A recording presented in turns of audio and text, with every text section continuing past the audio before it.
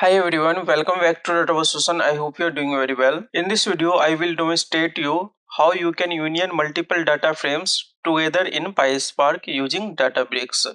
By the end of this video, you clearly understand what union does and how union by name work. So before going to start viewer, I request you to please subscribe the channel and like this video. So now let's get started. For demonstration purpose, let me create data frame. Let me execute this code. Okay, using this script I have created 3 data frame. So let me show you here. Data frame 1 display here, and data frame 2 and data frame 3. Data frame 1 and data frame 2 have same information: ID, customer name, city and country. And data frame 3 has only 3 column: ID, customer and city. Okay, you can see here. So now let me demonstrate the union method with these data frame.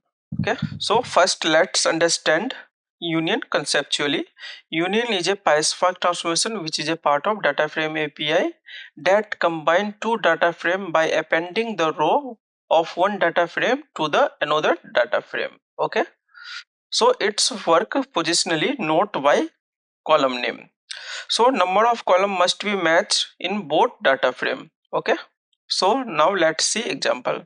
So let me union df underscore 1 dot union in bracket df underscore 2, and let me also display this result using display function. Let me execute, and you can see here it's work perfectly because it has same schema and same number of column order and same number of column count.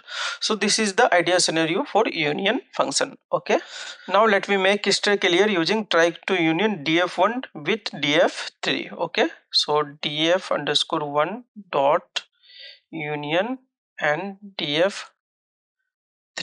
Okay, and let me also use here display function to preview result. Okay, and let's see. So we get an error because if you remember, df1 has 4 column. Okay, you can see here, and df3 has 3 column. So it is clear that when the column number is mismatched, then union cannot be performed. So the union can only perform on input with same number of column, since the union method work positionally rather than column name. Okay, now let me force union to work df1 and df3. Okay, so let me delete this. Okay, so let me union df underscore 1 dot union and df underscore 3. Okay, and now let me write here select and use here id comma customer name.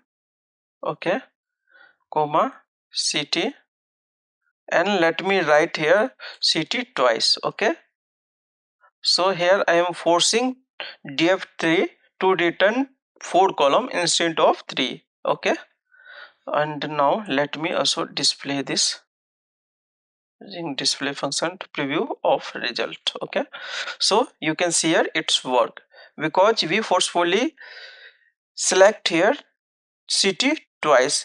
So df3 return 4 column instead of 3. So it's worked successfully. Okay, so it is very important point to note here. Union does not care about column name.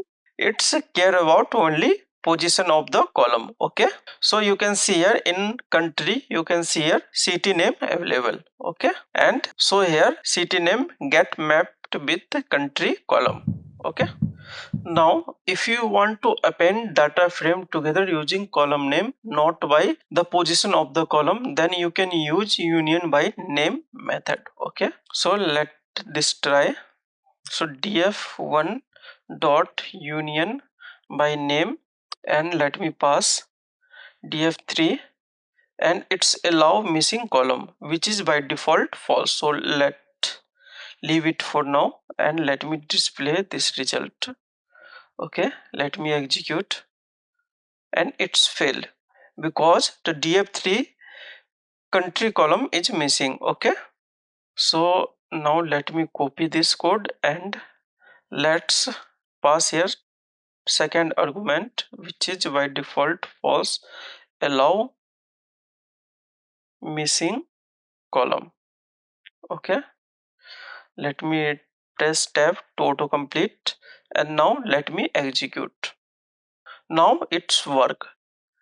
So what happened internally, column name matched with name, okay, and missing column here country filled with null value, and this is recommended approach in DL project. Okay, so you can see here in using data frame 3 here filled with null value. Okay, so friend, that's all about in this video. If this explanation help you to understand union and union by name clearly, please like the video and subscribe to the channel and drop your question in comment box. Thank you for watching. Have a nice day. See you in the next video. Thank you so much.